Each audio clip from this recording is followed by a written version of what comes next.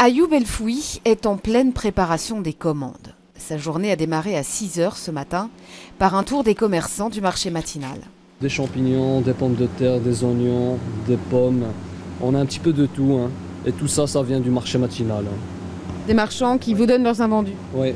En tout, c'est 1,5 tonne de produits alimentaires qui est ainsi récupéré chaque jour. Des produits impropres à la vente, mais parfaitement consommables.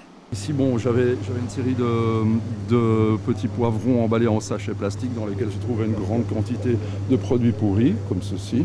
On les a éliminés, on a ouvert et puis on a récupéré quelques caisses de petits poivrons qui sont tout à fait corrects. Ces produits seront tous donnés à une 50aine d'associations via une plateforme en ligne, Bourse aux dons.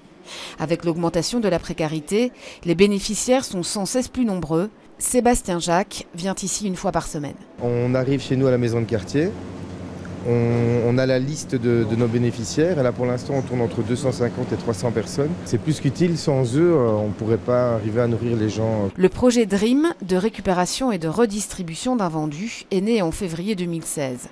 L'un de ses axes principaux est précisément de miser sur des produits frais, parents pauvres de l'aide alimentaire.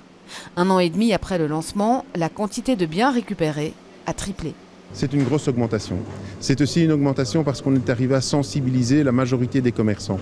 Donc avant, ils passaient, c'est très facile, on met tout à la déchetterie. Non, maintenant, ils prennent un peu de leur temps. Ça leur coûte de l'argent quelque part aussi, mais ils sont conscients que c'est un projet important pour la société. C'était difficile de les convaincre ? Très difficile. Mon but, à moi en tant que président de CPS aujourd'hui, c'est de booster ce projet, c'est de renforcer les effectifs parce que c'est nécessaire. C'est aussi augmenter le volume de stockage dans les chambres froides.